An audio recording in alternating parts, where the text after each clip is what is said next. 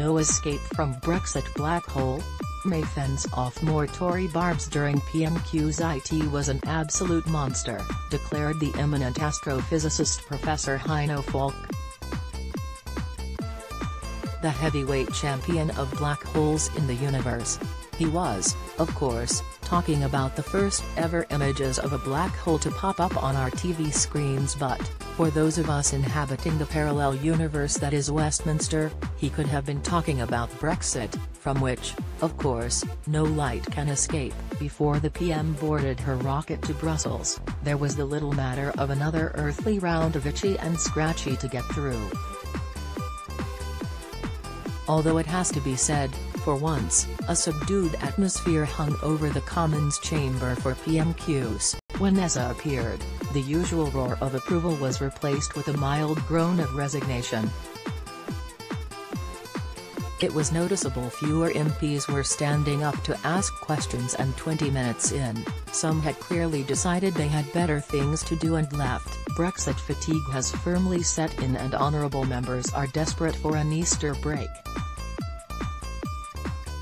Given Labour is in constructive talks with the enemy on finding a way out of the political black hole impossible, of course, Jeza made only scant reference to Britain's happy and serene jettisoning from the Brussels mothership and instead vented his spleen about the rise of child poverty, but, like last week, he didn't have to try to duff up the PM on Brexit. Tory MPs did it for him. Craig Tracy, the Warwickshire berserker, said the best way to respect the Conservative Party's manifesto commitments, to leave the customs union and single market, was, rather than deliver the diluted deal which is unrecognisable to many of us who voted to leave, is to go under WTO rules. His colleague Henry Smith suggested the £1 billion a month the UK would pour into EU coffers on an extended delay could be better spent on tackling crime, finding schools and providing tax cuts. But it was the SNP's Highland chief who tried to goad the PM from the opposition benches over Brexit, decrying the prospect of a backroom deal being cooked up by Eza and Jeza and asking if a second poll had been offered up.